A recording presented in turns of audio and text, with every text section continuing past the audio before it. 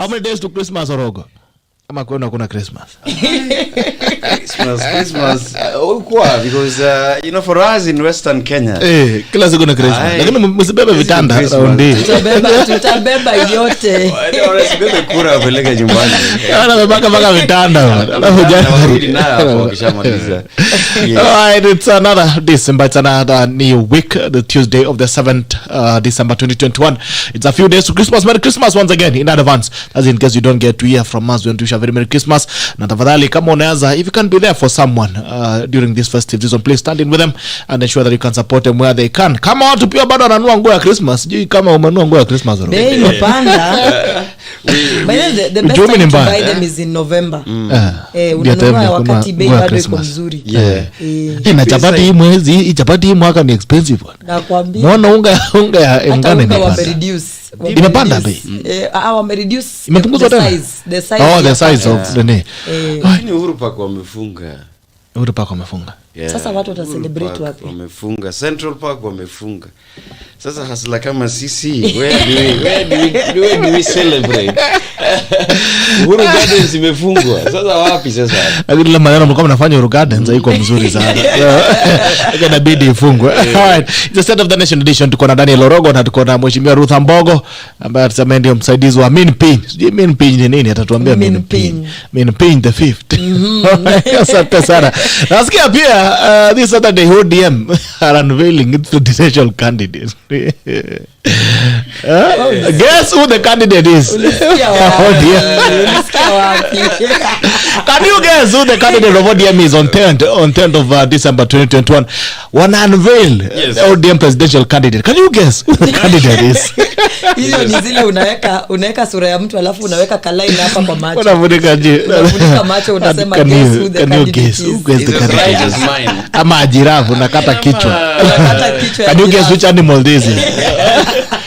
So ODM unveiling the candidate. Can you guess who the candidate is, Orogo? Why not? I mean, generally we expect there is nothing so far from declaring Baba. But again, as we were saying, we might be in for surprises. Yes. We might really be in for surprises. You just never know. Yeah, sometimes Baba will say Musalia Tosha. See that ever comes? I doubt that or Kalonzo Tosha. But you never know. I mean, he's really called for I don't know whether it's a national event or whether it's a party affair, but all in all, there is a big event on Friday. And since we are waiting with bated breath and hoping that Baba would reconsider. Ruth, utuombe kwanza. And then we contribute. All right, let's bow our heads for a word of prayer. Almighty God, we thank you for this beautiful day that you have granted unto us to serve and to be of use to our nation this morning, Lord. We thank you for the platform that you have given us, the tackle, to be able to discuss issues of national importance with a view of providing direction, with a view of giving hope to Kenyans who look up to us, who see in us the hope of the future, Lord. We thank you for the responsibility that you have placed upon us as young leaders. Give us the wisdom as we engage in this discussion. In Jesus' name, amen. So thank you so much for the prayers. Unaona kuna ngona maamka hapa Marian KIBRA. Good morning to Marian. Munga alita continue. It's been a very, very long time. Good to see you again. Munga alita continue. Morning team tackle tuning in from Convent United Kingdom. Good with that of this morning State of the Nation edition. Asante Balozi Eric Meja. Uhuru inherited a working vision 2030. Ikamshinda. He reduced it to Jubilee Manifesto. Ikamlemea. He shredded it into Big Four. Imemlemea. He settled for unity and peace. Imemshinda pia. Now he wants us to believe reconciling Kenyatas and Odingas is an achievement for us. Acheni mchezo. Balozi Eric Meja. So that's a model from diaspora. Good morning, brother. Good morning to you, my brother. Asike Kadishas. Good morning. Good morning, Perirop. Good morning, Cordelius Melil Jamke. Good morning to you, Sir Jones. Good morning. Good morning to you, Gifate, all the way from Thika. Good morning. It's a pleasure to see you again this morning. As usual, I request that when you join in, please like. When you like, we get to know that you're watching us. And that like, please share. When you share, you give someone else an opportunity to watch the broadcast. This is the talk on the 7th of December 2021, and it begins now. immediately, lakini wacha nilipe madeni kidogo nikirudi tukijue kusikia maoni ya Ruth Ambogo hapa kwa mambo ambayo yanaendelea. Maridadi Motors zinakupa nafasi ya kuweza kumiliki gari kwa njia rahisi zaidi. When you import directly with Maridadi Motors, you get to save up to 300,000 Kenyan shillings. You don't get such a deal anywhere else. It's only at Maridadi Motors that you get to save up to 300,000 Kenyan shillings when you import directly with them. You're also giving you an opportunity to invest. If you have some money that you want to invest, you have an opportunity to invest in the import to sell model where you get 1 up to 15% returns on your investment. And also pia Maridadi Motors sako inakupa nafasi ya kuweza kuweka akiba kwa njia mbili. If you are saving for a unit for a car, you save the value of 50%, not the value of the unit, alafu nyingine uanza kuilipia pole pole ukiendesha gari yako mdogo mdogo. Ama pia unaweza save kwa njia nyingine ya kuweza kuweka akiba na unapata pia faida hadi 15% kutoka Maridadi Motors. Maridadi Motors moves your status. Rexha Roofing as well. I was showing you some project yesterday and I was asking you, where do you think the project is and which roof has been used on it? So Rexha Roofing gives you an opportunity to roof with the best roofing materials. Kama nyumba ukiona, kitu ya kwanza mbona yona ni pa. I always tell you that your house's legacy is your roof. Ensure that you invest in your roof because you get to do it only once. And we're giving you 2 guarantees. We are giving you a workmanship guarantee of 10 years. We're telling you that if you roof with roofing solutions from Rexha Roofing, then you get to get 10 years workmanship guarantee. This is what we say, that for 10 years we'll be there to ensure that if there's a problem with your roof, we have to fix it for 10 years. And also we're giving you 50 years product guarantee. I don't know why you will be in the next 50 years, but I can guarantee you that your roof will still be there with you. Your roof will still be there with you when you roof with Rexha Roofing solutions, quality roofing, shingles, stone coated tiles, na pia water harvesting gutters that you get from them. Also, if you're doing a flat roof, you get a point to do to use APP waterproofing solutions and also liquid waterproofing solutions. That's it from Rexha Roofing. Asante sana. Ruth, ulikuwa na maoni, ulikuwa unazungumza. Nilikuwa na maoni. And basically it's regarding what announcement are we expecting on 10th. It is 3 days to 10th and sisi watu wa chama kubwa we are very much excited about the day. I think it is the biggest culmination of all the Azimio la Umojas that have been taking place across the country. And as you know, or as the viewers know, we have had quite a number of Azimio la Umoja functions and forums. We've had Azimio la Kina Mama, we've had Azimio la Nyeri. Basically, we've had an Azimio in pretty much every county. And so it's a culmination, first of all, over and above the announcement that we are expecting. It is a culmination of what has been happening across the Azimio forums. And then sasa tunaenda kujaza stadium kama sasa Azimio la Umoja, now the real Azimio la Umoja, the ultimate Azimio la Umoja. Then a point of clarification, ODM is not unveiling its presidential candidate. One of the members of ODM is declaring their presidential candidature. Which one? The unveiling of the presidential candidate takes place next year. Okay. Kwa sasa mandume wako kwa race. Watu kila mtu, anybody interested in vying on an ODM ticket for presidency is welcome to declare their ambitions. I mean, you've seen Jimmy Wanjigi declaring his ambitions. Now, on that particular day, the hope for us, the expectation from the supporters. I'm not saying what will happen. I'm just saying the expectation from the supporters is that Raila Odinga himself will declare that he is vying for presidency. He'll declare his candidature. So it is not the unveiling of the candidate, the presidential candidate, because the presidential candidate is unveiled after a nomination process has taken place. We go back to Kasarani 2. Kama kuna vipindi za kufanyika huko zifanyike, kama kuna mambwembwe za kufanyika huko zifanyike. Ultimately we get who becomes the candidate, which will happen next year. So we are hoping, we as the supporters are hoping that Baba will finally say that I am vying for the presidency. But we could expect anything, you know, as Daniel has said, you know, Baba saa zingine akiamua anaweza cheza game nyingine. Siku gani? Kama siku gani? Kama siku gani? Kwa mfano. Kwa mfano, because he's the one who is convening the meeting. Anything could happen. He's the one who is convening the meeting. So I don't think he's convening so that he can say Ruth Ambogo for president. Let's just say that we are waiting with bated breath. But for the supporters of Raila, we are hoping that indeed he gets to declare that he's vying. And so that now people can officially begin campaigns. And I think that this December is actually a good time for him to declare, because what basically people thought he was doing, he wasn't really campaigning, but he was testing the mood of the people. Country. He was saying hi to people, you know, and showing the kind of energy that he has. So sasa after ame test, sasa ndio atatuambia ni yeye ni mwingine. You know, anything could happen at Kasarani. Amesikia Waters ziko aje? Mimi naona ni kama ameona Waters ziko sawa. Tulikuwa na yeye on Sunday at Njiru is in Kasarani, and he spoke very passionately to the people. After that we did some road caravans. We were around Mwiki area, tukateremka tukafika pale inaitwa Roysambu, akasalimia watu pale Roysambu, akaongea na wao. Then we went to Nyayo Stadium where we enjoyed a game of Gor Mahia, and life was good on Sunday, I must say. Yes, life was good. Do you still believe there will be a surprise card that could be pulled at Kasarani? Well, yeah, I think I'm still sure, and the RUTH is trying to divert, the real thing.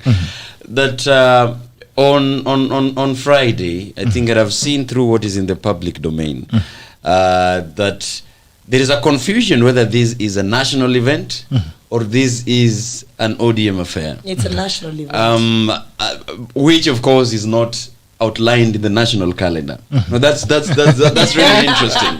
That's really interesting that it becomes a national event. But be it said and done, I think it's important that we have to support the political aspirants on their bid, because this is a plan ya baba ni kwamba he is now going to talk to the delegates, because I've seen from all the 1450 wards, at least kila ward watu wanatoka. I think that is enough representation enough, and that the public is also invited for this event, and that we are having, they even kuna prediction kwamba tutakuwa na wageni pia kutoka nje, from what I'm seeing. Nje ya chama unajua, some few presidents have been mentioned here and there. Also some party leaders from Oka have also been invited. But that's what you guys have been doing. You're inviting each other to your wedding. It gives us an indication kwamba, of course this is a big event. It's one of the political landmarks tutakuwa nayo on Friday. But like you said, I mean, there is nothing. You asked about this, kama tunaanza said, do you really expect a different announcement? What would be very unique that we haven't been heard before? It's definitely Baba and his endorsement as the potential presidential candidate to run with the ODM ticket. But my worry yangu Bitok is here. That Jimmy Wanjigi has been very hell-bent in running with ODM. And he's not blinking. I mean, he's saying that we are going to the ballot. Yeah. And I like to commend all these political parties, save for one party who do not want to embrace ideologies. I mean, the party, the one that don't want to ask different divergent views on board, but give it to ODM and other parties to embrace divergent ideologies. I mean, somebody is vying with ODM ticket. He's been asked to go ahead and campaign. Save for Sifuna, who is bashing him each and every time about his candidature. But I believe that it's time even for the party leader to announce that is important, because RUTH has confirmed here that this is the day that is not going to say that he's going to run for president or to declare the candidate. But I'm seeing otherwise. This is the day he's going to say that that he is the if he doesn't say, somebody else is going to say. The delegates are going to have their way in terms of declaring him as a potential presidential candidate. Definitely the flag bearer with ODM. We've seen the Jubilee Party, because from the papers, I think from the People's Daily, it is indicated that the state is having a hand in supporting his bid, in taking taking center stage in terms of planning. So I think it is obvious that the assumption is that the preferred successor of Uhuru Kenyatta is definitely Baba, and ultimately Sifuna confirmed. This is a joint event they are planning together with the Jubilee members from Jubilee Party, and definitely is a culmination of ODM and Jubilee pre-election agreement. Give it to them. I mean, give it to them, because this is what political players would actually be doing in all political parties. We should compel all presidential candidates to be up in arms and going around working together with other potential presidential candidates, reaching out to other political leaders. The way we're seeing ODM party, UDA, you know, the party leader of ANC have gone ahead, you know, in Murang and other parts of the country, Kalonzo. Give it to them. This is what we should be seeing as we head to elections. All right. But even as you mentioned, there's something that you mentioned about President Uruzan in Raila's succession, you know, Raila succeeding him as president. And I'm saying Daily Nation has captured it up later. 2022, Uhuru follows the Moi script, and like his predecessor Mwai Kibaki, President Uhuru Kenyatta is keen to influence choice of who will take over from him when his second term in office ends in August 2022, in what is seen as a bid to shape his legacy. Now, let's look at this. They have said it's going to be it was going the Moi way. Do you think it didn't work? The Moi way didn't work in 2002. Yeah. Do you think it will work this time? Well, the one thing that I think Daily Nation is forgetting to capture is that Kibaki also played a hand in Uhuru becoming the next president. He just did not publicly do it. He did it through his people. He did it through the likes of Mishuki. He did it through, was it Limuru too? He did it through Limuru too, where the leaders of the central Kenya came together and made a declaration that they were going to support Uhuru Kenyatta. So I think it is something that is silently not spoken about, because Kibaki himself did not publicly stand up and say, I am endorsing this person, but he definitely did play a hand in Uhuru Kenyatta becoming the next president of the Republic of Kenya. And just because something did not work out in the past is not necessarily a reflection of how it will not work out in the future. And one thing we must also realize is this, that by the time Moi was endorsing Uhuru Kenyatta, political strategies sometimes work in long-term succession, in the sense that I might lay my hands on you, and you know, even how some of we aspirants, I mean, when I was an aspirant, some of us as aspirants, when we go to the field, we are saying, I am going in 2022, but my target to win is in 2027. So I'm introducing myself to the constituents. So I would not be surprised, because Moi was a political animal, the biggest the country has ever had. To be in power for 24 years, you must indeed be somebody who understands politics. You must understand that by the time I'm endorsing this young man, because at that point Uhuru Kenyatta was very young. Moi must have realized that, number one, we are coming from a presidency of was he 90 or 80 at that point? He was almost he was 90 something. He was headed to 90s. He knew that there is no way the country would have transitioned immediately from a 90-year-old president to by the time that, at that time, Uhuru was, I think, 30 something or 40 something. To a 40-something-year-old presidency. So I think Moi, being the political animal that he was, knew that his endorsement for Uhuru was not necessarily to be an immediate takeover. It was that somebody else comes in, takes over the presidency, then after that person has led, then Uhuru Kenyatta will be ready. But he has already been introduced in the minds of people as a potential president. For instance, I'll give you an example of somebody like, let's say, Abduba Dida. Abduba Dida, probably, when he was vying, he knew very well that the stakes are against him. Why? Because the political party he was vying on, number one, did not even have a national outlook. It was a party that was restricted to the northern side of the country. He knew very well that he had not put in place structures. So for him to say, I'm vying for presidency, probably for him it was, let me vie for presidency so that I am forever a relevant person in Kenyan politics. Some people, like, let's say, for example, even Musalia Mudavadi, when he was vying in 2013, he knew that at that particular point, remember, he had just been played by Uhuru Kenyatta, and he decided, now let me go for it. At that point, he knew very well that he had entered the race very late, but I'm sure when he was entering the race, he said, fine, these people were shajipanga, but to test my political muscle, let me show these people that I can go to the ground and even actually get some numbers from the ground, so that later in the future, which is now for him 2022, he's vying again. So many of these political strategies, and I'm giving a lot of examples, varied examples, many of these political strategies that people put in place, like Moi endorsing Uhuru, is a long-term strategy. So, but for Raila Odinga right now, if Uhuru Kenyatta endorses him, Raila Odinga, no offense, I mean, there is actually none that should even exist, is a man that has been tried, has been tested. He is not trying politics for the first time. He has been there since the early 90s. He is a man that has tried to vie for presidency since 2007. And a lot of times we know how it has always gone for him. Even the days when he was vying with when William Ruto was still part of his team. What happened in 2007 when the election was literally taken away from his hands by the nature of the swearing in, we could see what had happened in 2007, undisputable. 2013, I really say Uhuru Kenyatta rightfully won, but 2017 again was disputed, whether he actually won or did not win. So this is somebody who has actually won elections before. And then looking at the kind of work they have done with Uhuru Kenyatta, let's be honest with ourselves. The kind of frustration that William Ruto had given Uhuru Kenyatta, my friend, this government was not going to achieve it. And because of the unity that they had with the handshake with Raila Odinga, a lot has been achieved. I know that Kenyans like to say things, nothing is happening in this country, but I will tell you, if indeed nothing was happening in this country, I always repeat and say, if indeed absolutely nothing was happening in this country, Bitok, me and you would not be seated here. We would not. We would be a country of anarchy. We would be a country of chaos. We would all be wondering where will our next day-to-day meal come from. But look at what is going on in the country at the moment.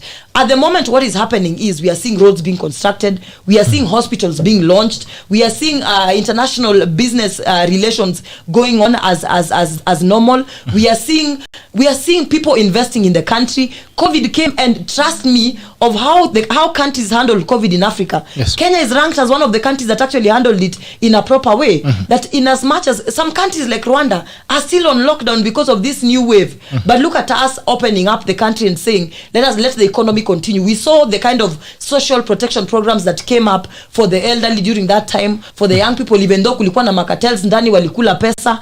We have actually seen work being done. And that is why Uhuru Kenyatta would be at a point where he would say that of all these people that I have worked with, indeed Raila Odinga made my work easy, made it possible for me to govern a country that at that particular point was becoming ungovernable. And so I trust that he can take over the country and proceed with the kind of programs I have set up. Okay. That is my view. Orogo. Listen, What do you think? There is a public declaration that Uhuru Kenyatta made that he's never rescinded ever since. He will not. And I said this in a different platform. I'm repeating it here. Uhuru said, my term is 10, and the other gentleman, William Ruto, my deputy, is 10. I am of the opinion that he's never said that is otherwise. And when we were discussing this in a set, one of the people say that, it could be a ploy game that is being played on these people. Because there is no way Bitok, Jubilee Party has never had a parliamentary group meeting. Okay? Ever since 2017 general election, there's not been a parliamentary group meeting. The NDC was scheduled, I think, a week ago. Then it was cancelled. It was cancelled. Okay? Yeah. NDC for Jubilee Party was, the agendas were very clear. What are they going to do? They are going to restructure the party, and they are going to kick out the deputy president. I think it was so clear. So that never happened. So as we speak, the Jubilee Party that is now described by the Nyeri governor as a house that is crumbling, there are people that are still there as a deputy president, the deputy party leader is still there talk, and the Jubilee Party still has got a secretary general still working, and a secretariat that is full, still working. So here is a party that has got a party leader, here is a party that has got a deputy party leader. Both of them has never rescinded their position, and none of them has never been ratified by the NDC. So that means that I am very, very, very, very, worried, because we are seeing a situation where the head of state is now been very on the public domain saying, ever since the opposition chief crossed over and we worked together, there have been peace, and we've enjoyed relative calm, and there have been development in everything that I do. Probably that is true, but also the actual part of it is that Uhuru Kenyatta has never rescinded the position that his choice for a successor will surprise people. And he said very well that he is interested to have a transition, the transition himself that he want to leave the country in the hands of people who will not plummet the public resources, and that he will never want to leave the country to a thief in quotes. You never know who this thief is. So we are left guessing as who is the thief that Uhuru Kenyatta has been talking about to date. So for me, I see a situation where, and I agree with Ruth, all the outgoing presidential leaders and presidential presidents of every republic manage their transition. It is not unique to Kenyan situation. Even in the US, when Obama was he had a preferred successor, Hillary Clinton. He campaigned for Clinton. Unfortunately, Clinton lost. Okay? Yes. Yeah, even save for Donald Trump. But even in this election that the US passed, Obama was in the forefront campaigning for Joe Biden and making sure that he won. So I keep on saying, pundits that are always saying, Uhuru Kenyatta shouldn't have a hand. No, he should. Yes. He's a political player. He's a presidential candidate. Okay. He's interested. Uhuru is a presidential candidate. I mean, he's a president. But he is, he's a political player. Number one political player. Yeah. Even the process of electing him was political talk, and you wouldn't expect him not to have a hand in his successor, in who becomes the ultimate choice. So I think for him, he is jinxed because the psychological game Uhuru is playing is at a higher level. One moment he calls the Oka principles, have a discussion with them. Then they leave State House presence. The moment he is with the party leader of ODM, the moment he is the rumors that he is talking to the deputy president. So I think there is a whole confusion about who is the preferred successor of Uhuru Kenyatta as we live. Because I'm also tempted to think that in the public domain he appears to be supporting Raila Odinga, but he is having a discussion with William Ruto in private. So I think it's important for us as Spoon to say, one of the things that is going to play out is that even as the curve becomes sharper, I think Uhuru is definitely going to manage his succession politics. He's definitely going to be in public and saying that he wants Raila Odinga, he wants William Ruto, he wants Musalia, he wants Gideon Moi, he wants Wetangula or any other political player, including chama cha is called Machakos governor has even gone ahead. Chap. Yes, he is also so where the presidential candidates are being discussed, let us also not forget that Mutua is declared and is even asking other presidential candidates not to copy his manifesto. So I think this is the direction that we are headed to, and I like the fact that we are discussing the state of the nation. We've had the state of the nation was delivered a week ago. Yes. I am for the opinion we talk. Whoever is bashing the president Uhuru Kenyatta, that he kept on saying about his successes, I think the State of the Union, as envisioned in Article 132, is very clear on what the head of state should do. Giving an account of three most important reports. The report about the Article 10 on governance and national values, the report about the international obligation, and the report about the security of the country. So whatever he says is his day. And one of the things that I keep on saying, even if it was you talk and you are called to account, you wouldn't say about your failures. You wouldn't say about your failures to outshadow your successes. So I think the state of the nation, as we speak, the state of the nation is strong. There is unity in this country, and even whatever direction each and every political player is playing, it is important that we are facing a political season. Give it to them. This is their political season. Give it to them. They're trying to talk to voters, regardless of any presidential candidate. Give it to them. They're playing their game well. Whoever is sleeping in the game is actually will be waking up to a very rude shock when it comes to 2022. And there's something you mentioned about political games and tricks and machinations, and the question is, when you try to study what Uhuru Kenyatta is doing, it doesn't come almost strongly in what he says. Like look at the function that was in Kirinyaga. He had an opportunity to drive with Raila Odinga to Kenol and hold a rally there and declare him. They were in Nakuru. The last time Uhuru Kenyatta was alone in Nakuru, he went to Oginga Odinga Street, where it's very political, and he had a conversation with the people of Nakuru. It was very different this time. He spoke from a podium, and it didn't come out very strongly, although we could feel sublimely that he was endorsing Raila Odinga, but he has not come out with the punch that we expect from Uhuru Kenyatta. Uhuru Kenyatta, the guy who was saying Kimundu Mokoroki, Mundawazimu, all those things. There's a certain nature Uhuru Kenyatta that you get to see. He gets his punches. Now look at the management of Jubilee Party. Jubilee Party is on it's not even on it looks like he's going to the cemetery. If the way you look, there seems to be no strategy to hold it up. You saw Mutai Kaiga the other day. He was speaking. He was almost telling us that this party is gone. Now, the president has not shown any emergency in managing a party that is using to run the country. And this is a party that he wants to hand over to Raila Odinga as a partner, no ODM, to ensure that it becomes president. When you look at it now, it's countable how many MPs have, because I've seen the governors have moved. Nakuru Governor Lee, I've seen he has moved to another party. Is it KUPS or something like that?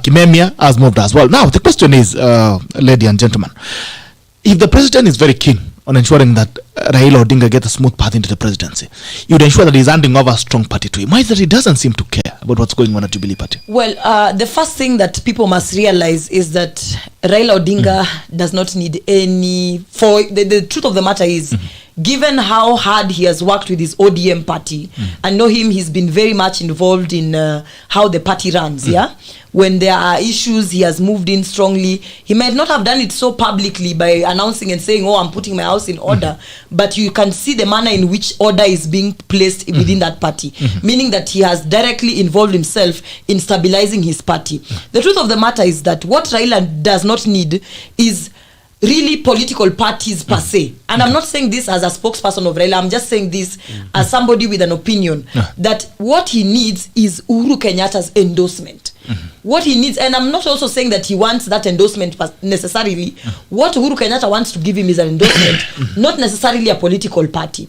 If anything, I believe that what will happen is that the small parties that are coming up would actually work better if they are supporting Raila Odinga, as opposed to a party, as you have mentioned, like Jubilee Party, that has been crumbling over the years. And the problem with Jubilee Party must be dissected. The problem with Jubilee Party, and I think Daniel will agree with me, was the foundation of the party. The party was purely formed to get to power. There was no specific agenda or no specific ideology that was holding Jubilee Party together. It came as quote unquote a movement, because when it first came on board, it came on board as Sisi ndio chama cha vijana. And that's how they massively won 2013. Hands down, flat foot, they won 2013 by saying, we are the ultimate party for the young people. So we are the digital government that is coming on board. It was a digital government movement. It was a young party movement. It was a movement. Jubilee was a movement. But a movement without an ideology is not one that can be sustained for long. And that is why you're finding the party having the issues that they're having. Because behind the shell of the party, behind the name of the party, behind the party leader, there is no specific ideology that holds them together, that they would say that we as a party, as Jubilee, this is what we ultimately believe in. For instance, I will tell you that ODM believes in social democracy. ODM has very strong foundations of human rights as one of its foundations. And it's because the party leader holds these beliefs. So a party leader's beliefs are critical to the strength of the party, because at the end of the day, everybody will always think that when things are going wrong, what is the ideology of our party leader when it comes to the question of corruption? What is the ideology of our leader when it comes to the question of social democracy or social justice?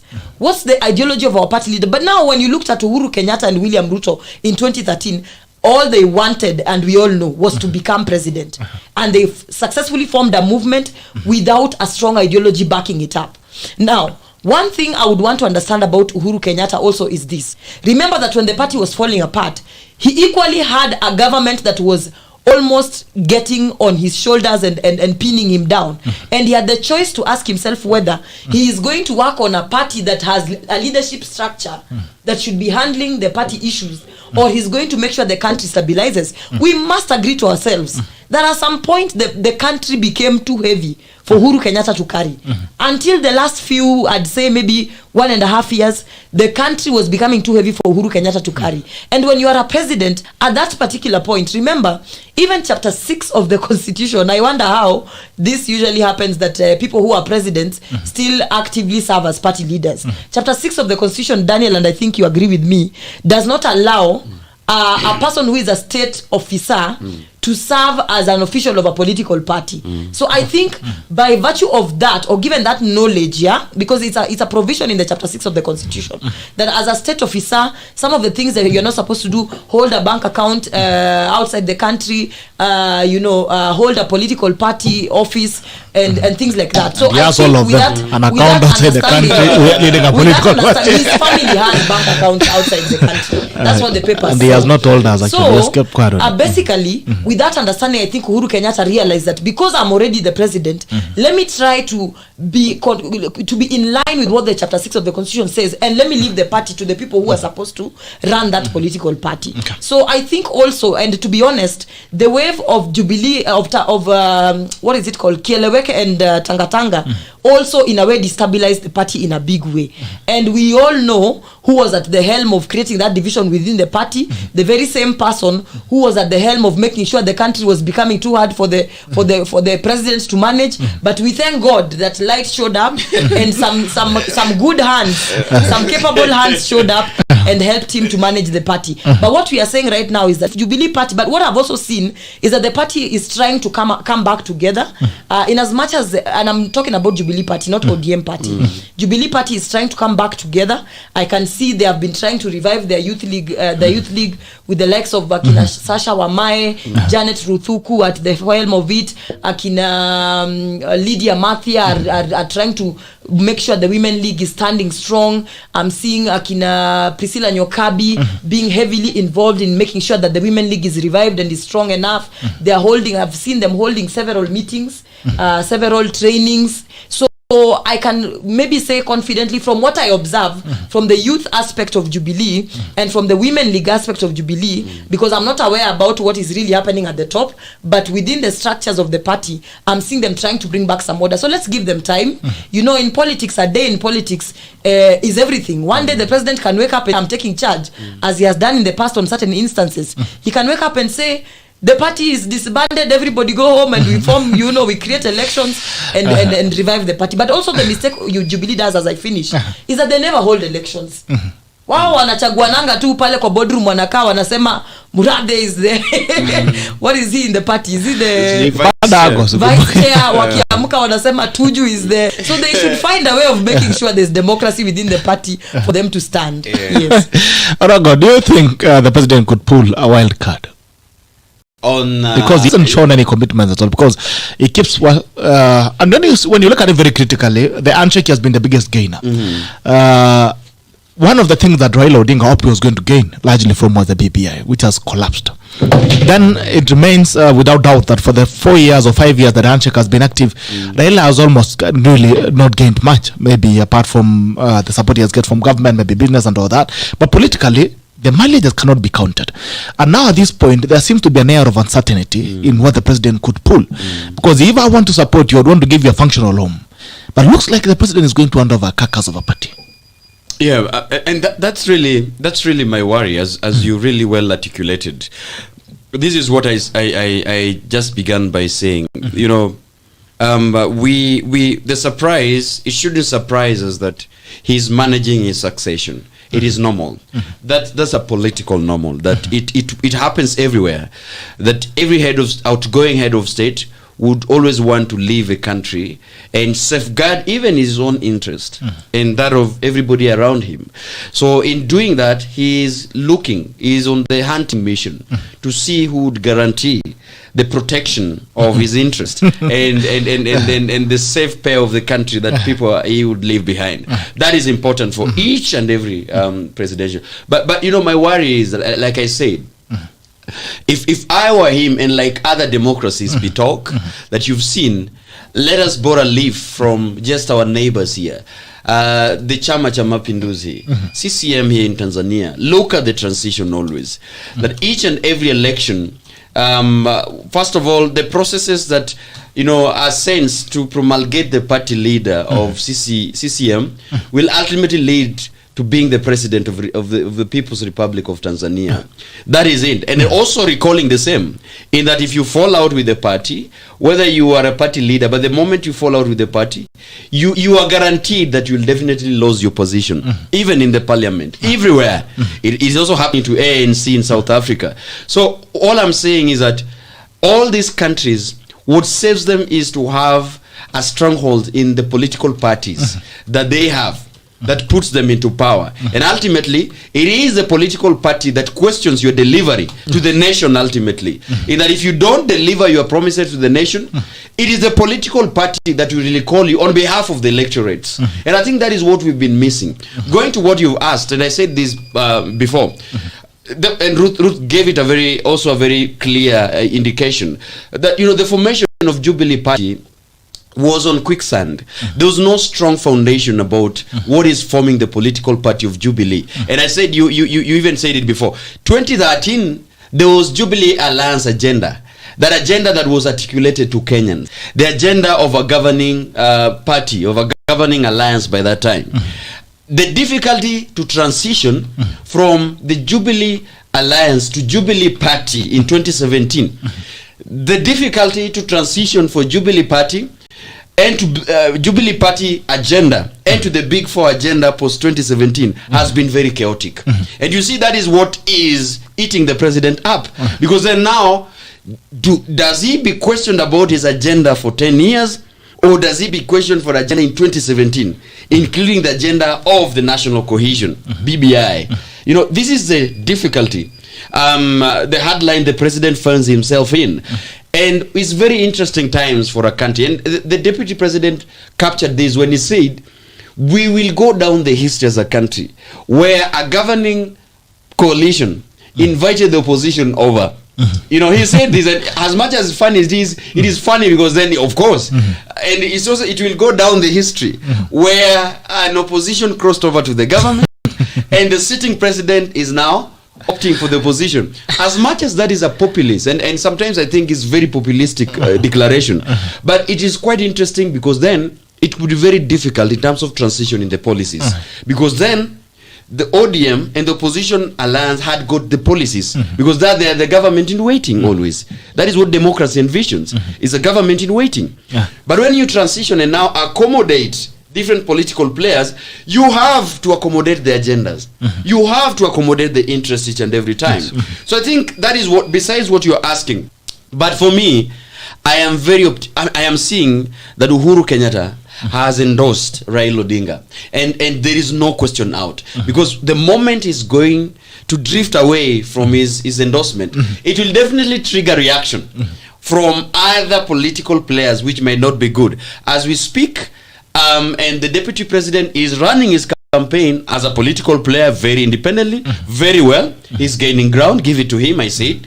Give it to him in areas that he's gaining. I mean, having a whole governor of a county crossing over, the Nyeri governor declaring that is now endorsing you, you know, having defections that you're receiving each and every day from a political party, give it to him as a political player. Give it to all presidential candidates as political players. The only worry is the choice of the deputy in all the political players. Is going to be a very difficult hard nut to crack for all the political aspirants, because that then will be where the camels will break the camel's straw that broke the camel's neck. But then here is as I conclude is, and Ruth also mentioned it, I want a discussion, especially on the political players who are young aspirants, to have a very critical conversations about their future in the political parties. It is so unfortunate. I saw what my sister Ruth, accounted for what happened to her. It's happened to everybody in these political parties, where people are very aggressive and very vicious in terms of attacking young minds and young brains of people who really want to help these political parties. Ruth, it has happened to me as well, and it has happened to me severally. That the moment you begin to talk is important for us, because probably it is this platform that we can air our views and also mention these things that are happening to us. The growth of every political party is in the growth of number of young people who are bringing fresh ideas. Young people who are even helping the political leaders. Because I can tell you for a fact, all these presidential candidates are struggling to be youthful. All of them. I mean, you see Baba dancing to the beats and wearing I saw yesterday they were dressed wearing shoes and dancing to the beats and trying to move his neck as youthful. You see Mudavadi inviting over Ferdinand Omunyala and doing a sprint. You see William Ruto each and every time dancing to the beat, dressing like a person. So it would be very outrageous for somebody somewhere to think that any youthful political potential aspirant or even potential personalities is a threat. You know, they are joining a political party is a threat. And it's so unfortunate that is the young people insulting their fellow young people who are in these political parties. I think it's time, and I keep on saying, if it happens to Ruth, it happens to me, it's happened to some youth somewhere, and everybody. It's important for us that this political party, beyond the youth leagues, what are other youth lobby groups that can be accommodated in the political parties? Because I am telling you for a fact, it will surprise you that even as we head to the election, all these political presidential aspirant might miss in the first election. They might miss and not get plus 1%. Where will be the breaking point? The youth, young people. Yes, these young people that they're becoming hostile to. Yes. So I am asking for any political player to be very careful on how they treat the youthful constituencies in their political parties, because they might just need them at a critical point. And I think on youth, two questions for you, Ruth, on matters to do with young people. Why is it that the young people have been relegated to youth leagues? These ones who roam around, no clear mandate on what they should do within the parties, what they should opt for in case the parties take power. They've been relegated to mobilization and youth leagues and all that. They don't move beyond that. And also look at the third thing as well. The second thing is there has been a story, a political narrative that the politicians are trying as much as possible not to have more young people registering. Because they are saying this is the young vote that will send you home. The young vote will send you home. Now, where do we place, even as all these people try to camouflage and look like young people, where then do we place the destiny of young people in political formations? Well, the first thing is that when you see young people being relegated to the positions of mobilizers, to be honest, it is the best fast way to join a political party. The truth of the matter is this: within a political party, political parties operate on systems. Just like in a church there's a system, at home kuna system. Uingi kwa nyumba unakalia kiti ya baba ama wewe ndio unakula imondo kwa nyumba. In a Luya home, you cannot be the last born or you cannot be the child and you are eating imondo. There are systems and protocols everywhere. So the best way for people, I would not say that let us not look at it in a negative light when we are seeing young people being used as mobilizers, because basically what key role would they play? What is the most important role would they play in a political party other than bringing their fellow young people to a political party, and mobilization is not just bringing people to a party. Mobilization is organizing and arranging for these people to be agents, walking around and talking to people about your candidate's presidency or your candidate's candidature. It's more than just bringing people to a party. It is being given the opportunity to put to skill the skills or to put to work the skills of mobilization, the skills of organizing people, the skills of leadership. Mobilization is leadership in itself. So when you see a political party, in fact, our worry should be political parties that don't allow young people to be mobilizers. Political parties that don't allow young people to have stable youth leagues. And there are so many political parties in this country, I will not mention names, that do not allow for a thriving youth league because of just what Daniel has said. That they think that when these youth leagues come up, they will shadow the party leader, or a leader might emerge from it that will be stronger than the party leader. Some of these party leaders are very insecure about their own standing within the party. And you ask yourself, aren't you a party leader? Let the youth league thrive. Even if it has the most vocal person whose even mobilization skills are better than yours, you should celebrate, because that will show that your party has fully embraced the young people. But when you have political parties that stifle the growth of the young people, and unfortunately the one I was in did that to me. I mean, look at me now in ODM, thriving, having the space. I must say, having the space to not only work within the youth leagues of ODM party, but to play. One thing that people don't know is that right now I am now a technical advisor to one of the young groups in ODM called Young Captains, which is a group of girls, young girls. One of the girls was here last week. Oh yeah, young girls from campus level who are supporting Baba have been formed into a movement. It's a huge movement calling itself Young Captains. I have now been given a duty to serve as a technical advisor. I'm not just a mobilizer. Within Vijana Narao, which is one of the biggest, the largest, what is it called? Mobilization groups, lobby groups within ODM. I am serving as the Western coordinator, and I'm also serving in the National Executive Committee. Over and above that, and you see, this is not just me to get to the party. This is an opportunity for me to offer my skills of leadership. It's an opportunity for me to organize people, and these are necessary skills that not only help you become a better leader or help you in your progression as you're becoming a leader that will be of repute, because also we must acknowledge that as young people we still have a long way to get to the point of even becoming SGs in political parties. So the assessment should be in these political parties, who are the SGs? I loved it, no offense, even if I left ANC, I loved it when I saw them appoint a young person, Simon Guru, to become their SG. Or however, we had a different view. We all wanted somebody else to become the SG. Daniel and I agree that we wanted somebody else, but the party still embraced and took it up to give a young person. ODM's SG is a young person. I don't know about other political parties, but I can see young people being involved in more than just mobilization and groups. For instance, myself, over and above being in these lobby groups and serving as a technical advisor to young captains, I am working with Mama. And I'm not working there from a lobby group perspective. I'm working there as a professional, working for a lady who is potentially a first lady. And what does that mean for me? It means that if she gets to State House, the prayer for us as young people is that Ruth will have a role there to play, and it is a role that will help the young people across the country. So our problem with these political parties is, do they embrace young people? We should assess all political parties, and the party that we should trust with the leadership of this country is the party that gives the young people the space to thrive. If you find a political party that has 1,000,001 lobby groups, and I can give you the name of that party, ODM, that is a party that tells you the party leader is very keen on youth affairs, and he does not get intimidated by young people forming themselves. I'm telling you, there's even a group called Virgins for Baba. Virgins for Baba, my friend. At the Virgins for Baba. Groups ziko. How do they confirm? I'm telling you, it's not a lie. If you go to the registry, what is the verification process? Confirmation. Sasa wacha nikwambie. They have a very interesting concept behind them. Them they are saying that Virgins for Baba is meaning the virgin vote. Ile vote yenye haijawahi vote, the vote that is between the age of 18 to 24. Hao ndio virgins for Baba. Hapo Amerika hiyo ingine.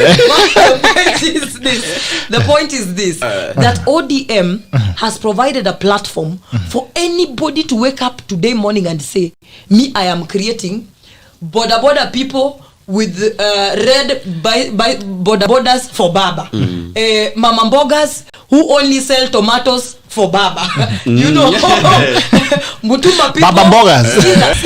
Mutumba people who only sell jumpsuits for Baba. Like you can wake up today and say, taxi people, Subaru owners for Baba. And he does not get intimidated at all. That proves to you as a young person that indeed in the first place, this is a party that embraces the youth. It is a party that you will have space to operate in. It's a party where you realize that even if you're not at the top of the leadership of the party, you are involved. And even within the top leadership of ODM, there are so many young people. Winnie herself, even though she's Baba's daughter, is a young person who has been entrusted with one of the most critical responsibilities, Winnie Odinga, with some of the most critical responsibility of being Baba's ear, Baba's personal assistant, Baba's chief mobilizer, and she's young. But some of these political parties, the kids of the owners don't even want to be seen, you know.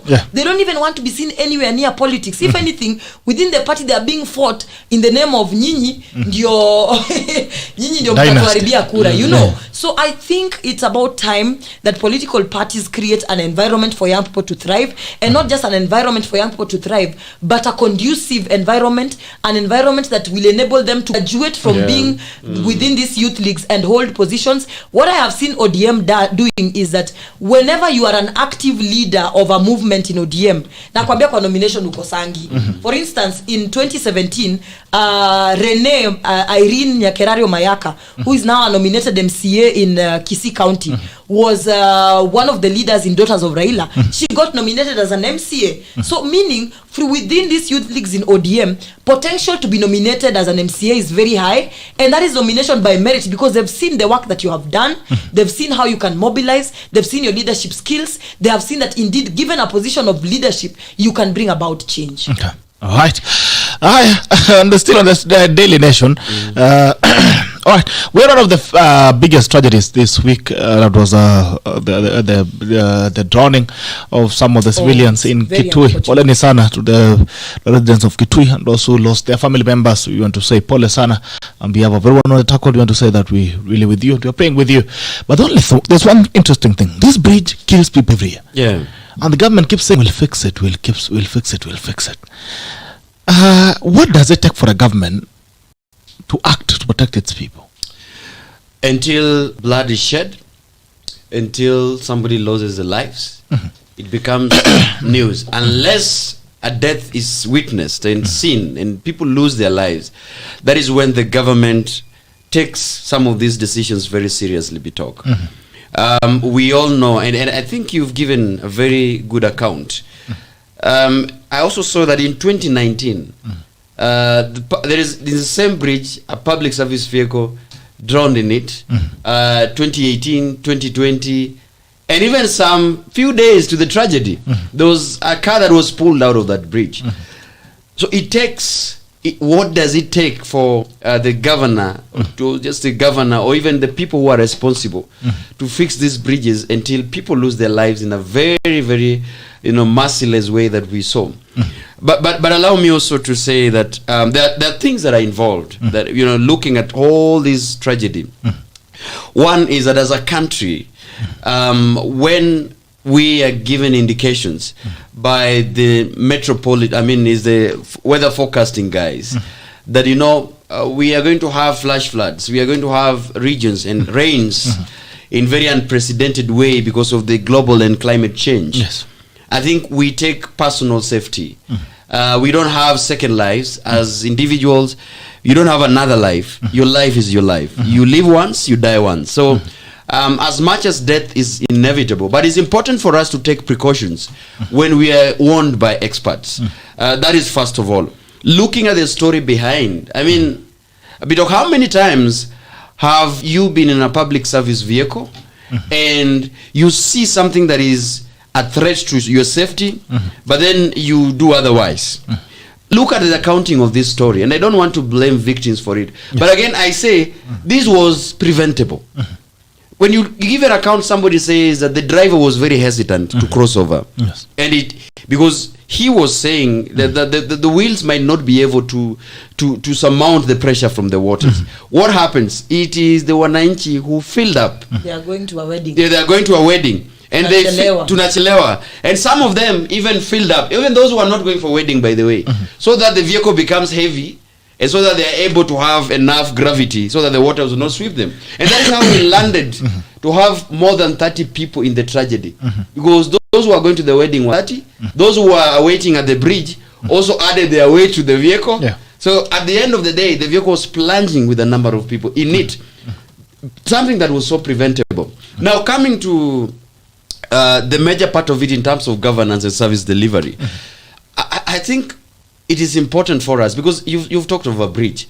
Now there is blame games. Is it by the Kenya Rural Roads Authority that was in charge of managing that bridge? Yes. Is it by the county government that was in charge of managing that bridge? Is it in the member of parliament through the kitty? So I think the blame game is here that now who was in charge of fixing this bridge? And therefore we are now even politicizing the lives of people. We are politicizing the incident that has happened.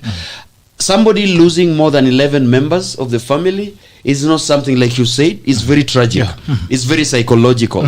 And for us seated here in the panel is important, and I like the objectivity that we always have in this panel. Yes. When we are going to see some of this thing, and funny enough, you will be here again this week, next week, you see another incident again. Now you wonder, something that can be fixed. I mean, Sometimes I wonder about how systems some of these can be fixed. And as I conclude on this incident, I mean, let's take. I beseech Kenyans that is important for us to follow our regulations. Experts knows why they warn us about some things. Like if you are not familiar to certain terrain, I mean the driver is you cannot go to it. I mean, don't refuse.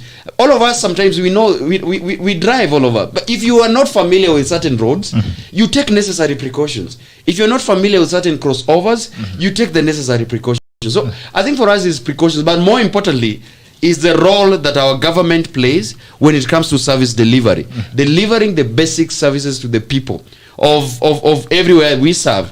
And that is why I like even the Nairobi Metropolitan Services, because then it's taken a role of delivering services to the people of Nairobi.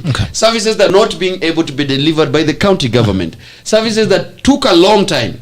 There is a question about the political correctness versus the legal issues about Nairobi Metropolitan Services. But all in all, taxes must translate to service, regardless of who is giving the services. You pay your taxes, you get the services that are required. All right.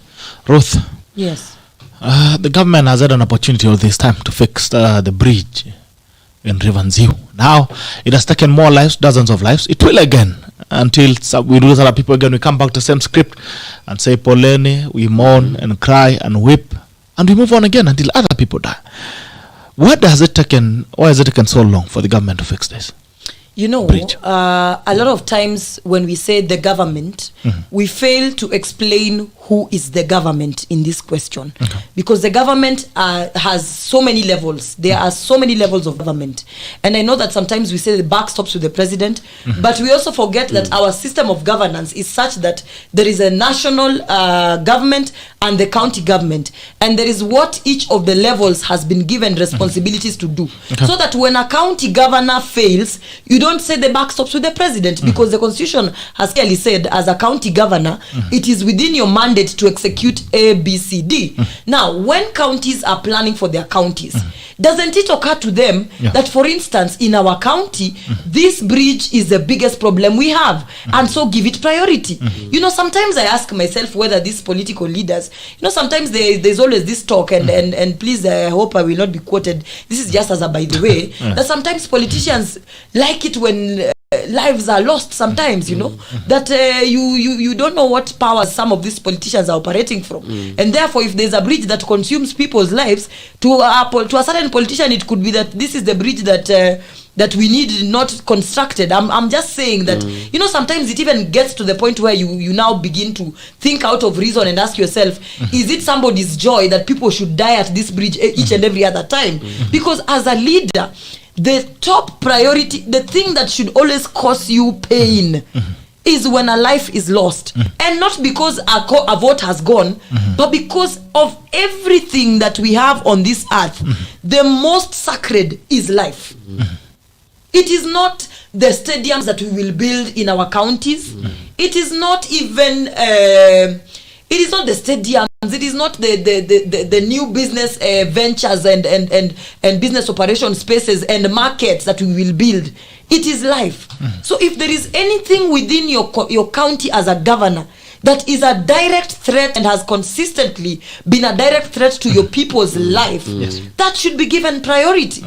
I ask myself, because as we have mentioned, this bridge has consumed lives way before even independence. I mean, it is not a river that we woke up at after devolution to Kamuka, pap, river ikakuwa hapo. I want to ask myself, and now I want to take blame where blame ought to be placed. When Kalonzo was in government, what did he do about that bridge?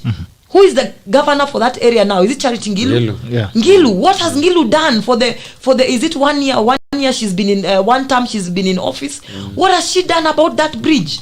You know, I hate it when politicians wake up and go to a site of a tragedy to say condolences and do absolutely nothing after that. Because let me tell you, I will not forgive Charity Ngilu in as much as I really look up to her.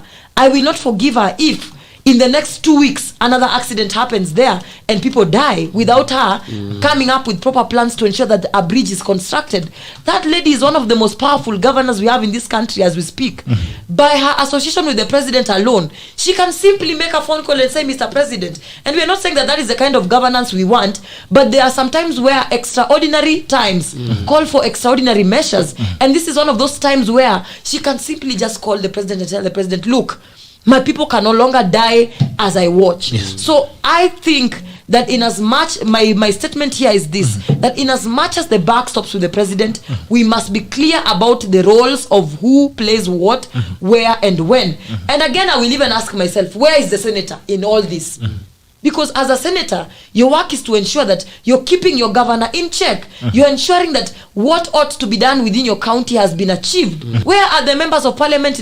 The member of parliament for that particular region, where is he in all this? Can he account and say that, okay, I have submitted several proposals for this bridge to be constructed to the governor, but nothing has been done? So meaning, if there is silence from all these people, and there should be an agency that investigates to find out what has been done, because was it 18?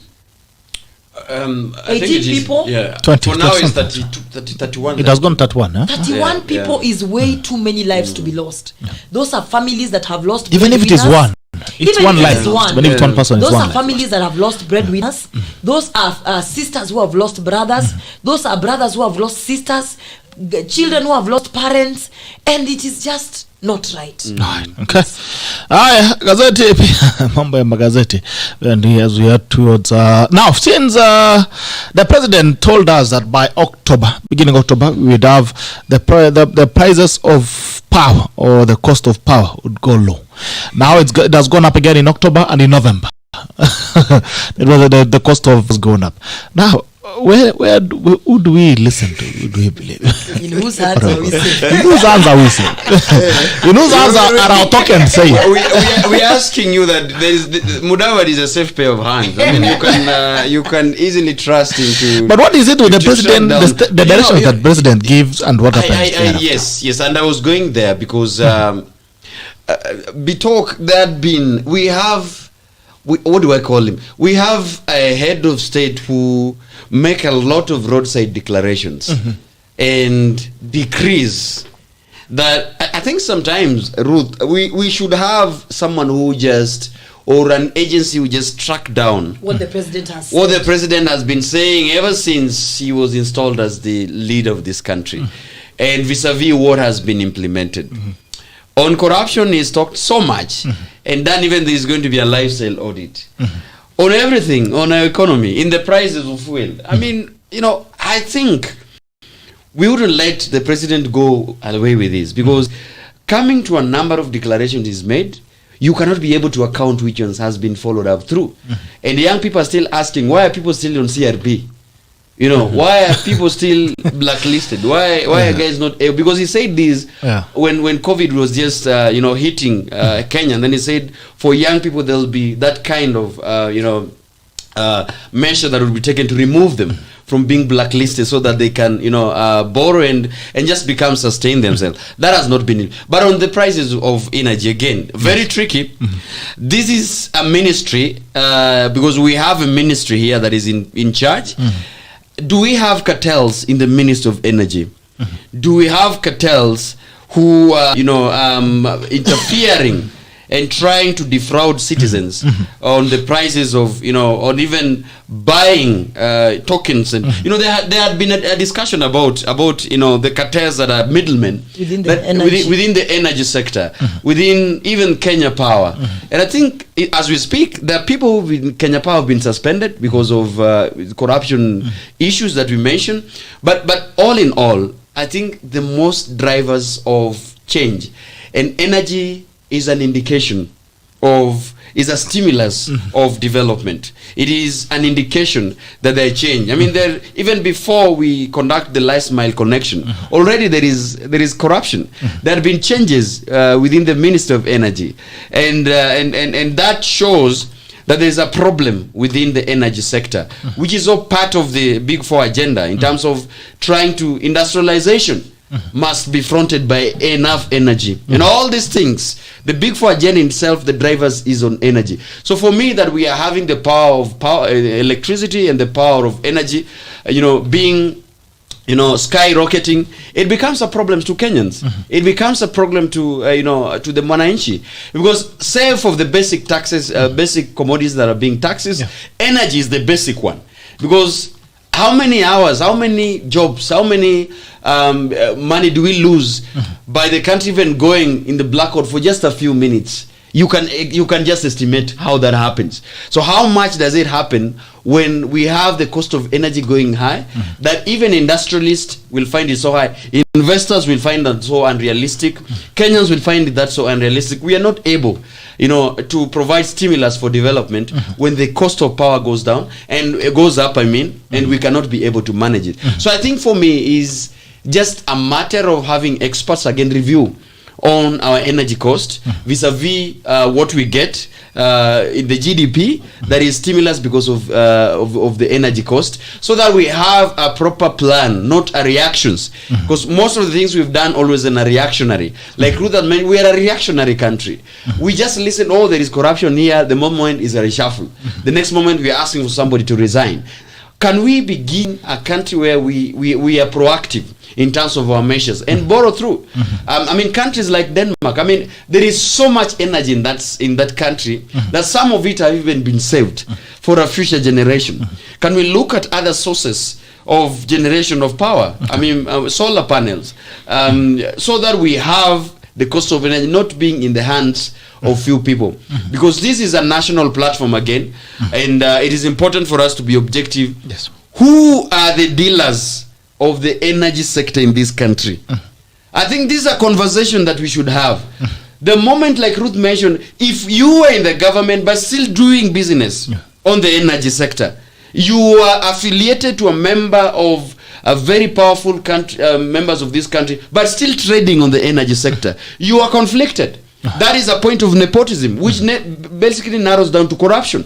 So the problem we have, and I look straight on the camera in the eye and say, the problem we have in the energy sector is that some powerful individuals have taken controls over the energy. They are the ones that are doing the tenders, they're the ones that are receiving, they're the ones that are determining who gets what and how. And therefore, even as we discuss it here, however much reshuffle we do, however much investigation we do, if we do not have this cartel taken out of that ministry, out of that sector, we'll be back here asking, why is we have discussing the cost of energy each and every election? Why is corruption in the energy sector?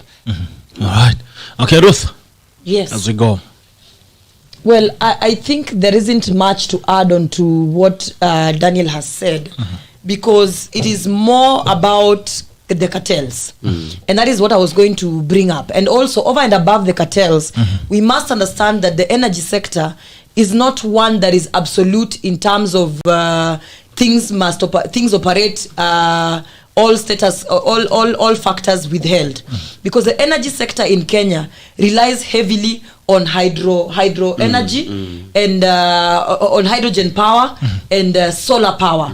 And there are times that we know, especially during this period of time, the sun has been limited in its supply because of the rains that we have been experiencing, and also the water levels have sometimes risen too high for the systems to control how energy is produced. So we must also understand that sometimes when the prices of energy go up, it is in direct correlation to the weather conditions at that particular period of time.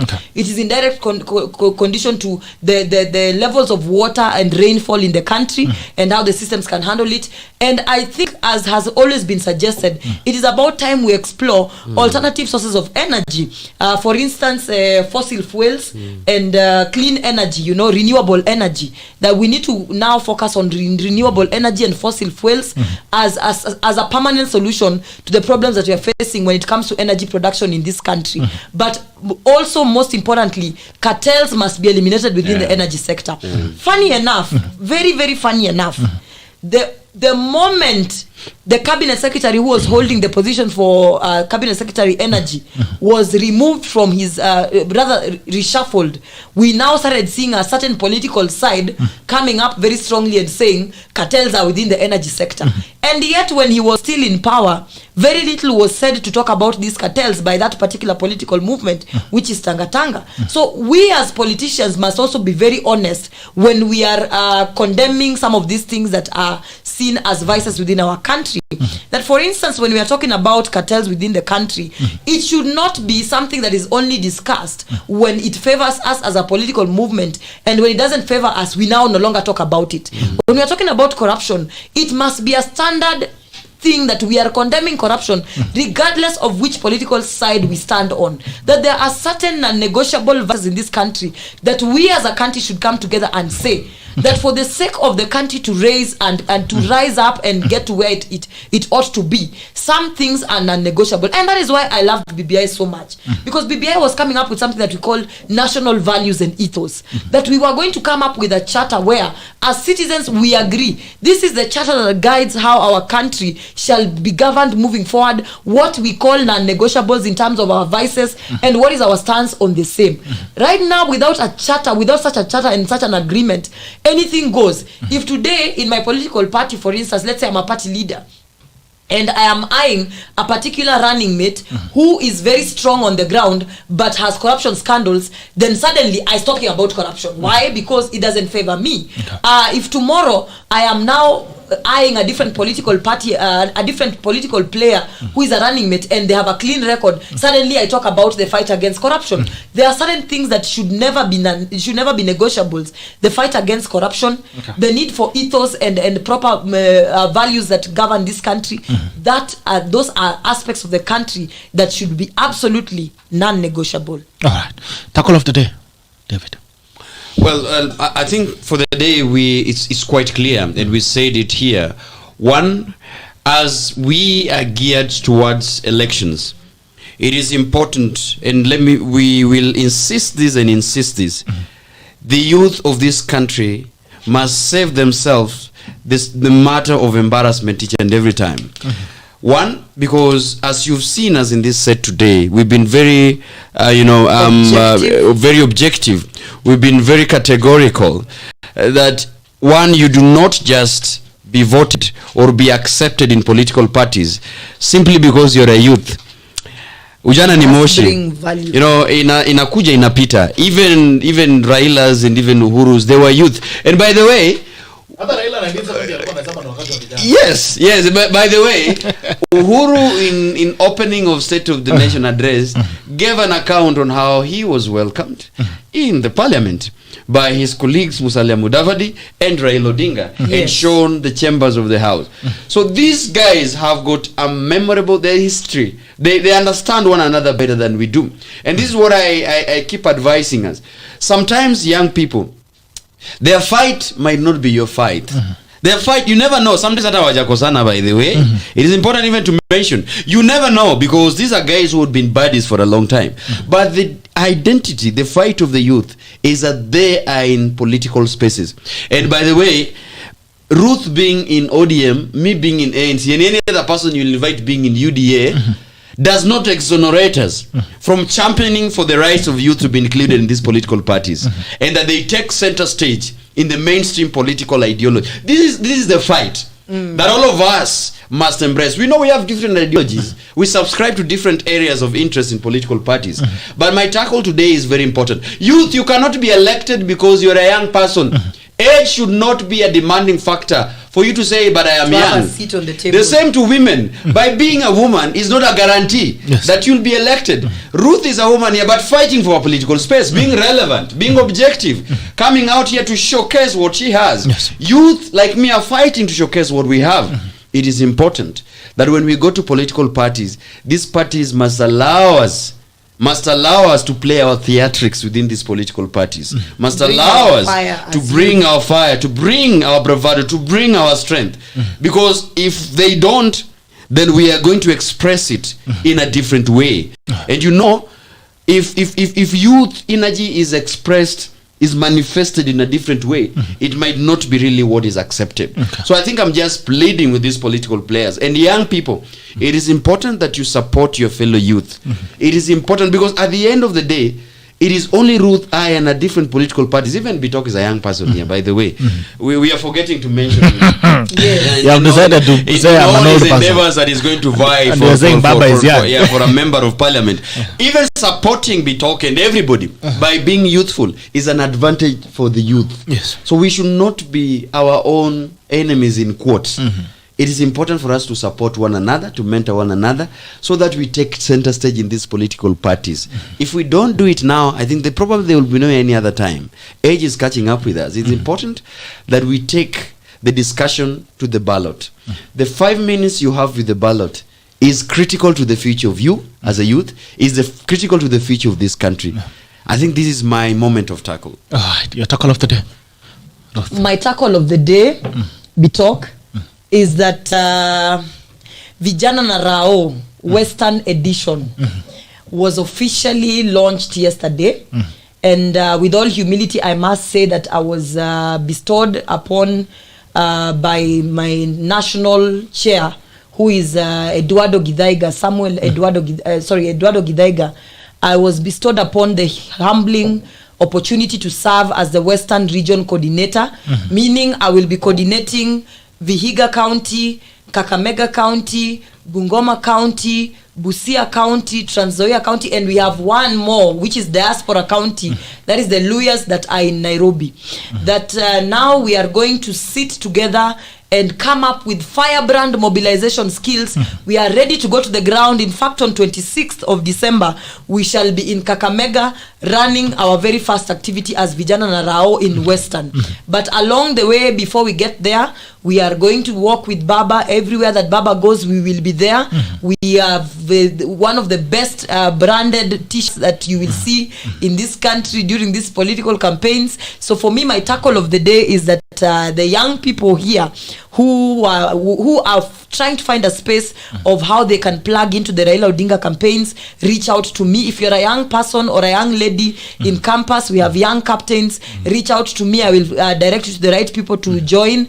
If you are a young person who wants to join you are looking for a space for how you can serve Baba's campaigns, to feel like you're a part of something, to feel that you're a part of something that is actively engaging you, Vijana na Rao is the platform for you. We have the Central Kenya edition. We are basically we've divided ourselves into the former 8 regions. So kuna ya Eastern, kuna ya Central, kuna ya wapi. Reach out to me. I will direct you to the right people based on where you come from. But most importantly, I think for me, what I want to tell the young people is this, that value is what everybody is looking for. That people are not looking for the brightest minds on the table. They are not looking for the most beautiful faces on the table, the most well-endowed bodies on the table. They are looking for the people who bring the value to the table. So you might have the best of brains, but without value in a political party, you are absolutely nothing. You might have the best strategies, but if your strategies do not bring value to the table and are not in any way being actionable, and by value I mean, don't just come and tell us niko na idea. The biggest problem that we as the youth have in political parties is we think that tuko na idea. Tunakuja tunasema mimi I have big ideas. The party never accommodated me because I had big ideas. Big ideas is not what the party wants. The party wants watu wa kufanya kazi. So join political parties and create values. And as I finish, I have seen Frank Okanga is watching, Wakili Mudhoni. Is it Wakili Mudhoni Mburu? Mudhoni Mburu was watching. Nyamolo, my PA. Siku hizi niko na PA Bitok. Nilikwambia. Utanitafuta utanipata kwa PA. This is Ruth's PA. She's busy. She's having me there. Can you please leave a message for her? And I can see Taslin Otieno, who is from Chama cha Jogo. Alisema in one of my posts that team form ni Rao. So I think she speaks for the party leader when she says form ni Rao. Yes. Baba Botpek. Santana. With that, I want you guys to try this. Hey, later. Okay, later. Uniambia Nasikia namna gani? Hiyo mbali ya sweet tunda. Bitok is taking care of us. This is Sweet tunda. Sweet tunda, 100% to dried fruit. Okay. The dried mango. Okay. Oh, dried mangoes. Yes. Nice. This is a dried mango. It's a Kenyan product. Dried mango, yes. Kenyan product. 100% Kenyan. By a local farmer. Kabisa. Ina maembe real. Inapatikana wapi kwa supermarket gani? Niko na hapa. Ampa only goes for 1,000 shillings. 1,000. An ampa like this. As granola. Okay. As a dried mango and dried pineapple. Tupatie granola. Granola iko hapa ndani. Leta granola bana, usikwe mchoyo. Elfu moja tu. Napata elfu moja mpaka granola ndani. Napata maembe, napata pineapple. For every ampa that you buy, ensure that you stay on broadcast as well, because they are supporters, and also every shilling ensures that it goes to the farmer, and the farmer is able to build up the economy. Sasa mnajenga uchumi kutoka chini. Yes, rural. Yes, ODM wanasema rural development. Tunasaidia rural development. Kawaida. Sasa rural development, unua ampa. Namna gani? Sweet tunda, 100% Kenyan. And natural. I can see no added sugar. No added sugar. Yeah.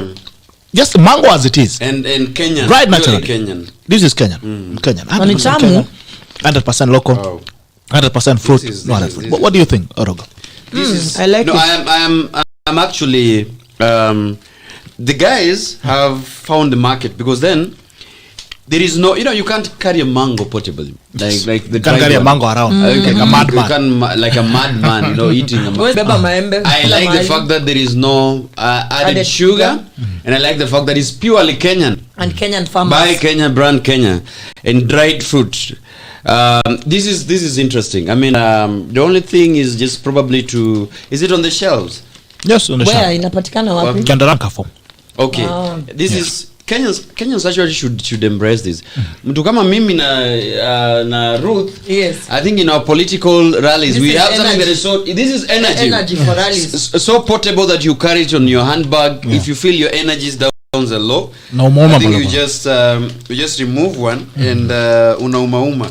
This is critical. This is a game changer. I like it. I think for me, what I like about it is that it gives us options. Sasa tunaacha kukula zile sweets zinaharibu meno. Kabisa. We eat something natural. And it's very sweet, by the way. It's very natural. It's very sweet. It's also I like to call value addition. Yes. And I'm imagining, being a Kenyan company, they have employed Kenyans. Yes. So they have created employment for Kenyans, and I know that a good percentage of the people they've created employment for are young people. Farmers as well. And mimi ni mtu tu wa young people. Mimi tu nasemanga mimi ni mtetezi wa vijana. Na farmers ambao wanalima. Na kulima ambao wanalima pale nyumbani, Yesu wanaweza kupata faida. Yes. Instead of their fruit going to waste, let's ensure that it's dried and packed for your consumption. This is exported. Can export. Local are also exported. This is interesting. All right. So this is sweet tunda, 100% natural dried fruit, dried mango, and for ampa only goes for 1,000 shillings. You can order yours today. You get free delivery to where you are. Lakini kwa wale wangwana ambao niko nayo leo waheshimiwa, wataenda nayo leo. Those travelers for the festive season, the guys really needs this along the way. Kabisa. Yeah, they really need this along the way. It's energy. Haya. Nunua yako. Sweet tunda, 100% natural. Na kamoja ni pesa ngapi? Kamoja aje. Kakikuja kamoja hivi. Huja kanaenda kama ampa. Okay. For now. Noted. For now. Huja kama ampa. Haya. And then some, this is the 7th of December, and it ends now, State of the Nation edition.